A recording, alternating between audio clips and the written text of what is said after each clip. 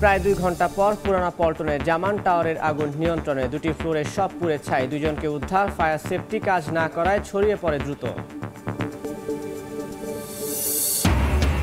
অনির্দিষ্টকালের জন্য বন্ধ কুয়েট, হল ছেড়ে যাচ্ছেন শিক্ষার্থীরা, নিরাপত্তার স্বার্থে সিন্ডিকেট সভায় সিদ্ধান্ত।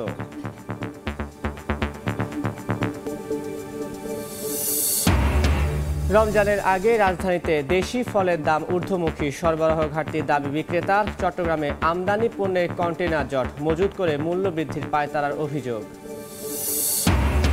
এবং 1.5 লাখ কোটি টাকা খরচেও মেয়াদ উত্তীর্ণ ইঞ্জিনে চলছে রেল, 63% লাইনে ঝুঁকিপূর্ণ, 15 বছরে লোকসান 28,000 কোটি। আয় বাড়াতে পণ্য পরিবহনে গুরুত্ব দেওয়ার পরামর্শ। সময় সংবাদের সঙ্গে আছি আমি তানভীর হাসান। ঢাকা মহানগরের আইন শৃঙ্খলা পরিস্থিতি স্থিতিশীল রাখার লক্ষ্যে পুলিশের টহল কার্যক্রম পরিদর্শন করেছেন স্বরাষ্ট্র উপদেষ্টা জাহাঙ্গীর আলম চৌধুরী। ভোরে রাজধানীর বিভিন্ন গুরুত্বপূর্ণ পয়েন্ট ও মোড়ে আইন শৃঙ্খলা বাহিনীর সমন্বিত চেকপোস্টের কার্যক্রম ও কয়েকটি থানা ঘুরে দেখেন। উপদেষ্টা তার বাড়িধারার ডিওএইচএস এর বাসা থেকে বের হয়ে বনানী মোড়, বিজয় সরণি, মানিক মিয়া এভিনিউ, কলাবাগান, ইডেন কলেজ হয়ে নিউ মার্কেট থানা পরিদর্শন করেন। পরে নিউ মার্কেট থানা থেকে শাহবাগ মোড়, মৎস্য ভবন, মগবাজার, হাতিরঝিল, পুলিশ প্লাজা হয়ে গুলশান থানা ঘুরে দেখেন। পরিদর্শনকালে উপদেষ্টা সারা দেশের আইন শৃঙ্খলা রক্ষায় নিরাপত্তা বাহিনীর সদস্যদের সর্বোচ্চ সতর্ক থাকার নির্দেশ দেন।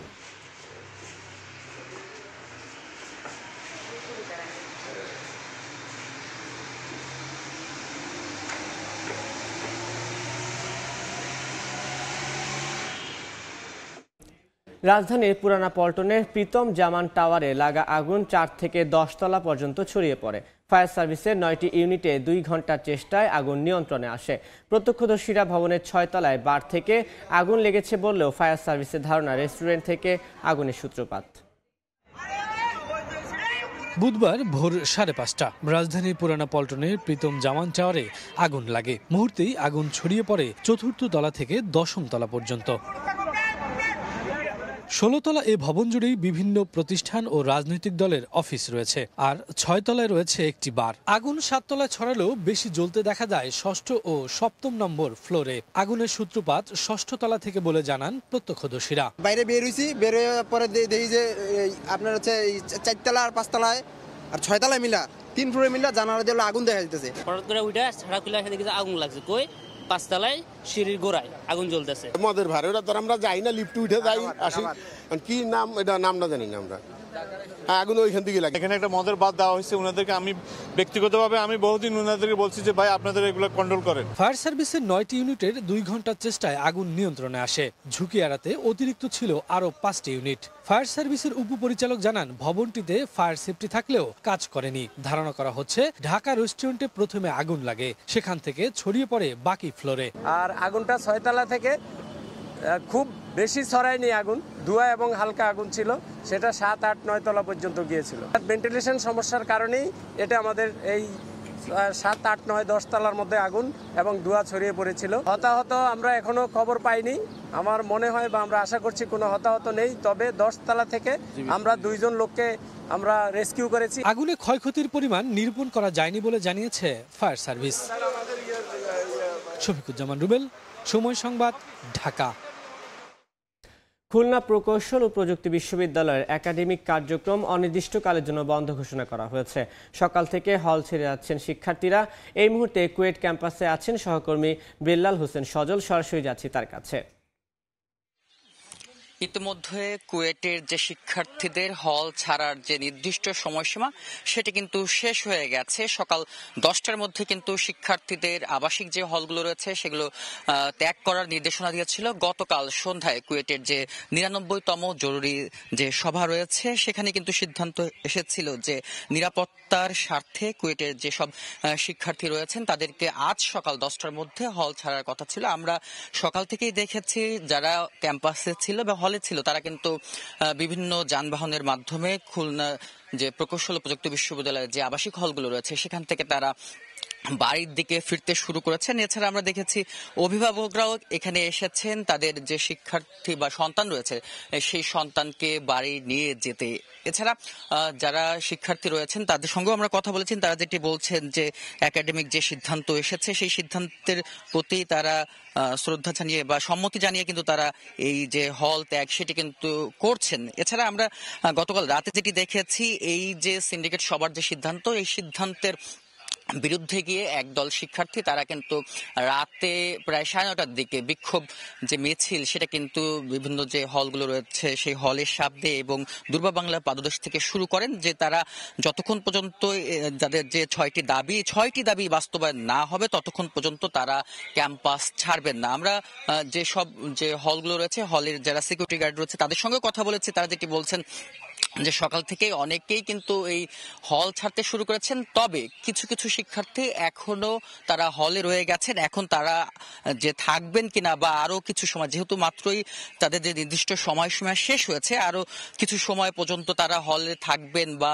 হলের যে থেকে চলে যাবেন সেটি কিন্তু এখনো বোঝা যাচ্ছে না। হয়তো কিছু সময় পরেই কিন্তু সেটি নির্দিষ্টভাবে জানা যাবে যে তারা এই হলে থাকবেন নাকি চলে যাবেন। আপনাদের একটু জানিয়ে রাখি যে গত 18 ফেব্রুয়ারি কুয়েটে ছাত্র রাজনীতি নিষিদ্ধের দাবিতে যে সাধারণ শিক্ষার্থীরা ছিলেন এবং ছাত্র দলের শিক্ষার্থী তাদের মধ্যে একটি সংঘর্ষের ঘটনা ঘটে। তারপর থেকেই কিন্তু আমরা দেখছি যে কুয়েটে বিভিন্ন দাবি তুলেছিলেন শিক্ষার্থীরা, সেই দাবির প্রেক্ষিতে বেশ কয়েকটি দাবি মানাও হয়েছে। আবার সর্বশেষ যেই ঘটনাটি ঘটেছে গতকাল, যে হল ত্যাগের নির্দেশনা এবং একাডেমিক কার্যক্রম অনির্দিষ্টকালের জন্য কিন্তু বন্ধ ঘোষণা করেছে, সেই ঘোষণার এই সর্বশেষ পরিস্থিতি এই ছিল আমার কাছে এতটুকুই।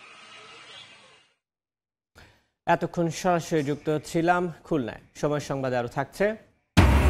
রাজশাহীর 8 জেলায় মশার উপদ্রবে অতিষ্ঠ মানুষ, বাড়ছে ডেঙ্গু আক্রান্ত রোগী। নগর ও পৌর কর্তৃপক্ষের বিরুদ্ধে কার্যকর উদ্যোগ না নেওয়ার অভিযোগ, দ্রুত ব্যবস্থার আশ্বাস।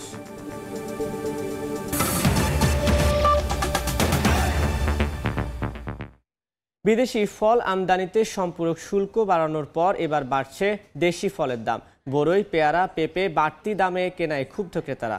বিক্রেতাদের দাবি, চাহিদার তুলনায় দেশি ফলের সরবরাহ কম। পাইকারি বাজার থেকে তারাও কিনছেন বাড়তি দামে। অন্তরা সেনের প্রতিবেদন। বিদেশি ফলের দাম বৃদ্ধির কারণে দেশি ফলের উপর চাপটা পড়ে গেছে। বিদেশি ফলের দামটা যদি কম থাকতো, দেশি ফলের দামটা কিন্তু কম থাকতো। কাউরান বাজারের দেশি ফলের দোকান ঘুরে মিলল এই কথার সত্যতা। সম্পূরক শুল্ক বাড়ানোয় আমদানি করা ফলের দাম বাড়ার সঙ্গে সঙ্গে পাল্লা দিয়ে বাড়ছে দেশি ফলের দাম। ক্রেতাদের নাগালের বাইরে চলে যাচ্ছে পেয়ারা, বড়ইয়ের মতো দেশি ফল। পেয়ারা তো এবারকার একবারই সব থেকে বেশি দাম বেশি, যেমন 130 টাকা 120। সিজন হিসেবে এত দাম হওয়ার কথা না। দেশি ফলে যদি আমাদের এই দামে কিনতে হয়, ইম্পোর্টেড মাল তো তাহলে আরো অনেক দামে কিনতে হবে। কাউরান বাজারের পাইকারি আড়তে মানভেদে 1 কেজি পেয়ারা বিক্রি হচ্ছে 70 থেকে 120 টাকায়। খুচরায় ক্রেতাদের পেয়ারা কিনতে হচ্ছে 100 থেকে 150 টাকা দরে। মিষ্টি বড়ই পাইকারিতে বিক্রি হচ্ছে 40 থেকে 150 টাকায়, খুচরায় 80 থেকে 200 টাকা। পাকা পেঁপে বিক্রি হচ্ছে কেজিতে 80 থেকে 100 টাকা, খুচরা বাজারে দর 100 থেকে 150 টাকা। দাম বাড়ায় ফল কিনতে এসে কাউকে ফিরতে হচ্ছে খালি হাতে, কেউ আবার প্রয়োজনের তুলনায় কিনছেন কম। আমাদের ক্রয় ক্ষমতার বাইরে চলে যাচ্ছে। রেগুলার খাইতাম, সেখানে মনে করেন 1 মাস একবার খাই বা 6 মাস একবার খাই। 70-80 টাকা করে পার পিস, মানে তরমুজের কেজি। একটা নর্মালি যদি একটা তরমুজ 2-3 কেজির নিচে তো তরমুজ হয় না। বিক্রেতাদের দাবি, চাহিদার তুলনায় সরবরাহ না থাকায় তাদের বাড়তি মূল্যে বেচতে হচ্ছে এসব ফল। দেশি ফল অনেক বাড়তি, দেশি ফল একটু সরবরাহটা আপনার একটু কম, এই জন্য আপনি একটু পাইকারের কাস্টমারের খাইতেছে একটু বেশি, এই জন্য দাম একটু বেশি বাজারে। মুখামুবাড়িয়া জায়গা কয় রোজা আইছে, আর মাল আটকায় রাখি আমরা রোজার মধ্যে বেছে, রোজার মধ্যে খাই বেশি, এই কারণে এটার দাম বাড়তি। আড়তদাররা জানান, উৎপাদন খরচ বেড়ে যাওয়ায় দাম বেড়েছে এসব দেশি ফলের। আমাদের মাল নষ্ট হয়ে যাবে, এগুলা রাখার মতো না, কাঁচা মাল কিনে আনতেছি বেশি দামে।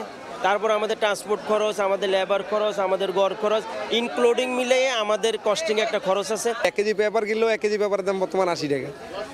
আর এরকম 20 কেজি 30 কেজি পেঁপে প্যাকেট করতে গেলে 1 কেজি পেপারের দরকার হয়। তারপরে গাড়ি ভাড়া আগের তুলনায় ডাবল। রমজানের আগে দেশি বিদেশি ফলের এমন বাড়তি দামে ক্ষোভ বেড়েছে ক্রেতাদের মনে। এদিকে বেচাকেনা কমে আসার দাবি করে ক্ষতির আশঙ্কা ব্যবসায়ীদের। আপেল কমলার দাম আকাশ ছোঁয়া। পেয়ারা কিংবা বড়ই কিনতে চাইছেন, সেক্ষেত্রেও গুনতে হচ্ছে বাড়তি টাকা। আর তাই ফল কিনতে এসে নাজেহাল অবস্থা সাধারণ মানুষের। সব সংকট কাটিয়ে রমজানের আগে স্বস্তি ফিরুক দেশি বিদেশি ফলের বাজারে, এমনটাই প্রত্যাশা সকলের। অন্তরা সেন, সময় সংবাদ, ঢাকা। চট্টগ্রাম বন্দরের ইয়ার্ডকে গুদাম হিসেবে ব্যবহার করে রাখা হয়েছে রমজান ঘিরে আমদানি করা বিপুল পরিমাণ ভোগ্যপণ্যে। বন্দরের ইয়ার্ড এবং অফ ডকে এ ধরনের AFCL কন্টেইনার আছে 40,000। এ প্রক্রিয়ায় বাজারে কৃত্রিম সংকট তৈরির অভিযোগ উঠেছে। 9 মার্চের মধ্যে এগুলো ডেলিভারি না নিলে 4 গুণ মাশুল আদায়ের ঘোষণা দিয়েছে বন্দর কর্তৃপক্ষ। শাখাওয়াত টিপুর ক্যামেরায় বিস্তারিত জানাচ্ছেন কমল দে। চট্টগ্রাম বন্দরের বিভিন্ন ইয়ার্ডে এই মুহূর্তে অবস্থান থাকা 40,089টি কন্টেনারের মধ্যে 31,384টি FCL কন্টেনার। আমদানি করা এসব কন্টেনারের পণ্য ছাড় না করে আমদানিকারক প্রতিষ্ঠান বন্দরের ইয়ার্ডে ফেলে রেখেছে। অভিযোগ উঠেছে রমজানে ভোগ্যপণ্যের দাম বাড়ানোর কৌশল হিসেবে এইসব কন্টেনার ছাড় করানো হচ্ছে না। অতিরিক্ত পণ্য আসার কারণে খালাসের ক্ষেত্রে একটু সময় ক্ষেপণ হচ্ছে, যার কারণে মালগুলো ওখানে পড়ে আছে। শুধু বন্দর নয়, 19টি অফডকও জমেছে আমদানি করা পণ্য বোঝাই FCL কন্টেনার। বর্তমানে অফডকগুলিতে 8,700 আমদানি এবং 8,300 রপ্তানির FCL কন্টেনার মজুত হয়ে আছে। অফডকও রহস্যজনকভাবে FCL কন্টেনার পণ্য ডেলিভারিতে ধীরে চলো নীতি নিয়েছেন আমদানিকারকরা। অনেক আমদানিকারক কিন্তু চট্টগ্রাম বন্দরকে স্টোরেজ হিসেবে ব্যবহার করছে, এবং আমরা যখন আমাদের 38 ধরনের আমদানি পণ্যবাহী কন্টেনার বের করতে যাই তখনও কিন্তু এই কন্টেনার জট বা যানজট নেতিবাচক প্রভাব ফেলছে আমাদের অপারেশনের উপর। চট্টগ্রাম বন্দর দিয়ে আমদানি করা যে কোনো পণ্য বোঝাই কন্টেনার 4 দিন পর্যন্ত বিনা শুল্কে বন্দরে ইয়ার্ডে রাখার সুযোগ পান আমদানিকারক। পরবর্তীতে 20 ফুট সাইজের কন্টেনার $6, 40 ফুট কন্টেনারের জন্য $12 জরিমানা দিতে হয়। এভাবে প্রতিটি কন্টেনার $24 এবং $48 পর্যন্ত জরিমানা আদায় করে বন্দর। পবিত্র রমজানকে সামনে রেখে পর্যাপ্ত ভোগ্যপণ্য আমদানি হয়েছে বাংলাদেশে, কিন্তু কিছু কিছু ব্যবসায়ীর কূট কৌশলের কারণে বাজারে মার খেয়ে যাচ্ছে পণ্যের দাম। অভিযোগ উঠেছে ভোগ্যপণ্য সহ শিল্পের কাঁচামাল কৌশলে আটকে রাখা হচ্ছে বন্দরে, আর তাই এবার কঠোর হতে বাধ্য হচ্ছে বন্দর কর্তৃপক্ষ। এসব FCL কন্টেনার দ্রুত ছাড় করা না হলে 4 গুণ হারে মাশুল আদায় করবে বন্দর। এই অবস্থায় আমদানি করা পণ্য এবং কন্টেনার আগামী 9 মার্চের মধ্যে ডেলিভারিতে বিশেষ নির্দেশনা জারি করেছে চট্টগ্রাম বন্দর কর্তৃপক্ষ। নির্দেশনা মানা না হলে 10 মার্চ থেকে কার্যকর করা হবে প্রতিটি কন্টেনারের উপর 4 গুণ হারে মাশুল। কেউ যেন এখানে কন্টেনার রেখে দাম বাড়াতে না পারে কিংবা বাজারে কৃত্রিম সংকট সৃষ্টি করতে না পারে, সেজন্য আমরা একটা নোটিশ দিয়েছি। 4 গুণ হারে মাশুল আরোপের ঘোষণা দিয়ে BGME সহ বন্দর ব্যবহারকারী প্রতিটি সংস্থাকে চিঠি দিয়েছে বন্দর কর্তৃপক্ষ। তবে শিল্পের কাঁচামালবাহী কন্টেনার আটকে যাওয়ায় কাস্টমসের জনবল সংকটকে দুষছে BGME। তারা আমাদেরকে বলছে লোকবলের কারণে তারা কিন্তু সময় দিতে পারছে না। একরকম আমরা আমাদের টাইম লাইনের যে প্রোডাকশন শিডিউলটা আমাদের লস করতেছি, প্লাস হচ্ছে ওয়ারফেন্ড আসতেছে, এইসব অনেকগুলো কারণে আমরা উই আর সাফারার। তবে নতুন মাশুল কার্যকর হলে 20 এবং 40 ফুট সাইজের প্রতিটি কন্টেনারে প্রতিদিনের জন্য জরিমানার পরিমাণ দাঁড়াবে 48 এবং 96 মার্কিন ডলার। কমল দে, সময় সংবাদ, চট্টগ্রাম। দেখছেন সময় সংবাদ, সঙ্গে থাকুন। সময় সংবাদে আরও থাকছে, মার্কিন চাপের মুখে খনিজ সম্পদ দিতে রাজি কিয়েভ। শুক্রবার ওয়াশিংটনে যাবেন জেলেনস্কি। ইউক্রেনে পশ্চিমা সেনা মোতায়েনের ট্রাম্পের দাবি অস্বীকার মস্কোর। 15 বছরে রেলের উন্নয়নে খরচ হয়েছে 1.5 লাখ কোটি টাকা, অথচ এই সময়ে রেলের লোকসান প্রায় 28,000 কোটি টাকা। এখনও 70% মেয়াদোত্তীর্ণ ইঞ্জিন, 60% ঝুঁকিপূর্ণ কোচ আর 63% ঝুঁকিপূর্ণ লাইন দিয়ে চলছে যাত্রী পরিবহন। যোগাযোগ বিশেষজ্ঞরা বলছেন অপ্রয়োজনীয় উন্নয়নে লোকসান বাড়ছে, এজন্য যাত্রীর পাশাপাশি পণ্য পরিবহন বাড়ানোর পরামর্শ তাদের। রেলওয়ে মহাপরিচালক জানালেন, 1.5 দশকে পণ্য পরিবহনে তেমন নজর দেয়া না হলেও এবার নেওয়া হচ্ছে উদ্যোগ। নাজমুস সালেহির প্রতিবেদন। মৃতপ্রায় রেলকে উজ্জীবিত করতে গত 1.5 দশকে খরচ করা হয়েছে 1.5 লাখ কোটি টাকা। বেড়েছে রেল রুট, হয়েছে অবকাঠামোগত মেগা উন্নয়ন। তবে এসবে কোনো প্রভাব পড়েনি যাত্রী সেবা কিংবা অর্থনৈতিক উন্নয়নে। এখনও অনলাইন কিংবা অফলাইনে টিকিটের জন্য হাহাকার। প্রতিদিনই শিডিউল বিপর্যয়ে নাকাল যাত্রীরা। বিপুল বিনিয়োগের পরও কোনো কোনো রুটে কমেছে ট্রেনের গতি। কটার ট্রেন কটায় আসে এটা টাইম টেবিল এখনো ঠিক হয়নি। আগে 5 ঘন্টা থেকে 5.5 ঘন্টায় যাওয়া যেত দেওয়ানগঞ্জ পর্যন্ত তিস্তা এক্সপ্রেসে, আর এখন 6 ঘন্টার অধিক সময় লেগে যায়। আমরা যাইতে পারতেছি না, তার জন্য এইভাবে রিস্ক নিয়ে যাইতেছি। গত 1.5 দশকে বাড়ার পরিবর্তে কমেছে ইঞ্জিনের সংখ্যা। স্বাধীনতার সময় রেলবহরে 486টি ইঞ্জিন থাকলেও এখন তা হয়েছে 263। ফলে মেয়াদ উত্তীর্ণ ঝুঁকিপূর্ণ ইঞ্জিন দিয়ে চলছে যাত্রী পরিবহন। 60% রেলকোচ আর 63% রেল লাইনও ঝুঁকিপূর্ণ। চালকরা বলছেন প্রতিনিয়ত ঘটছে দুর্ঘটনা, কমছে ট্রেনের গতি। এগুলো হলো মেয়াদ উত্তীর্ণ ইঞ্জিন, এগুলো আমরা চালাচ্ছি আর কি। ময়মনসিংহ লাইনের 3-4টা জায়গায় 20 কিলোমিটার আছে এবং 50 কিলোমিটার গতিতে ট্রেন চালাইতে হয়। 15 বছর আগে রেলের গড় লোকসান ছিল প্রতি বছর 1000 কোটি টাকা। বিনিয়োগ বাড়ার সঙ্গে সঙ্গে পাল্লা দিয়ে বেড়েছে লোকসান, যা এখন ঠেকেছে 2000 কোটি টাকায়। যোগাযোগ বিশেষজ্ঞরা বলছেন অপ্রয়োজনীয় উন্নয়নে বাড়ছে লোকসান। শুধু যাত্রী নয়, পণ্য পরিবহনে নজর দেওয়ার পরামর্শ তাদের।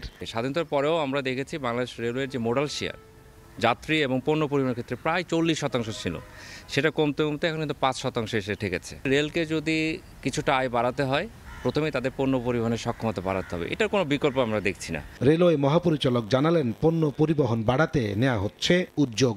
পণ্য পরিবহনে আমরা পিছিয়ে গেছি। পণ্য পরিবহনের জন্য কিছু আমাদের ইঞ্জিন লাগবে, কিছু মালামাল পরিবহনের জন্য যদি আমাদের কিছু কন্টেনারের যে ফ্ল্যাট ওয়াগন সেগুলো সর্বদা সেগুলো আমরা কিনতে হবে। 3 থেকে 5 বছর এই সময়টা আমাদের লাগবে। আরও ইঞ্জিন সংকটে চট্টগ্রাম বন্দরে প্রতিদিনই বাড়ছে কন্টেইনার জট।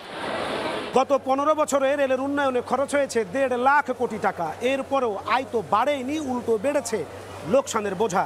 যোগাযোগ বিশেষজ্ঞরা বলছেন যাত্রী বান্ধব প্রকল্পের কথা বাদ দিয়ে রেলের অফিসাররা শুধুমাত্র অর্থ খরচের বড় বড় প্রকল্পের দিকে নজর দিয়েছেন, যা একেবারে অপ্রয়োজনীয়।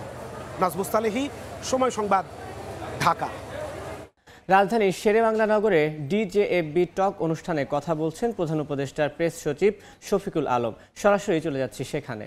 গুলোকে তো গভর্নমেন্ট, তাহলে ওইটা দেখার জন্য তো আপনার একটা ভালো রেভিনিউ সিস্টেম লাগে। পুরো জিনিসটা এমন একটা ইকোনমিক বন্দোবস্ত, আপনার টাকা নাই অথচ আপনি যা তা খরচ করছেন। আপনার টাকা নাই, আপনি 560টা মসজিদ করছেন। সরকারের মসজিদ করার তো দরকার নাই, ঠিক না? এটা 560টা মসজিদ আপনি করছেন এবং আপনি দেখেন রিপোর্ট এসছে আমার দেশে একটা মসজিদের দাম 15, 16, 17 কোটি টাকা, যেটা হয়তো বা একটা পাড়ার আমরা কি দেখি যে মসজিদ কমিটি কারা করেন। মসজিদ কমিটি করেন হচ্ছে ইয়েরা কি যেন পাড়ার লোকরা। ওরা দেখেন ওরা এফিসিয়েন্টলি একটা মসজিদ, এই যেই মসজিদ ওরা করেছিলেন সেটা একটা পাড়ার কমিটি 3 কোটি টাকায় করতে পারতেন। পুরোটা কি চুরির বন্দোবস্ত। আমরা এমন এমন প্রজেক্ট নেওয়া হচ্ছে, এমন একটা রেল লাইন আপনি টানলেন সেখানে দিনে একটা ট্রেন চলে। আমি তো এত ল্যাভিশ ইকোনমি না যে আমি যা তা খরচ করব। আমার টাকার প্রতিটা টাকার মূল্য তো আছে। তো সেই এতক্ষণ সরাসরি যুক্ত ছিলাম শেরেবাংলা নগরে। সামরিক সহায়তার বিনিময়ে এবার যুক্তরাষ্ট্রকে নিজেদের খনিজ সম্পদের মালিকানা দিতে রাজি হয়েছে ইউক্রেন। মঙ্গলবার বিবৃতিতে বিষয়টি নিশ্চিত করেন ইউক্রেনের এক কর্মকর্তা। এর আগে ইউক্রেন খনিজ সম্পদ না দিলে দেশটির সামরিক বাহিনীকে দেয়া ইন্টারনেট পরিষেবা স্টারলিংক ব্যবহার সীমিত করার হুমকি দেয় যুক্তরাষ্ট্র। চুক্তিতে সই করতে শুক্রবার ইউক্রেনের প্রেসিডেন্ট ওয়াশিংটন সফরে যাবেন।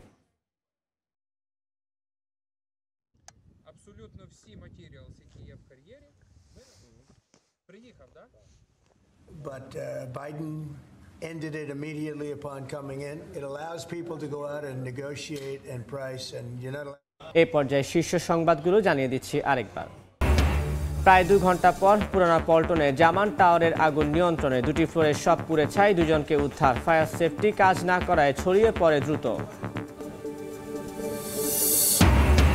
এবং অনির্দিষ্টকালের জন্য বন্ধ কুয়েট। হল ছেড়ে যাচ্ছেন শিক্ষার্থীরা। নিরাপত্তার স্বার্থে সিন্ডিকেট সভায় সিদ্ধান্ত।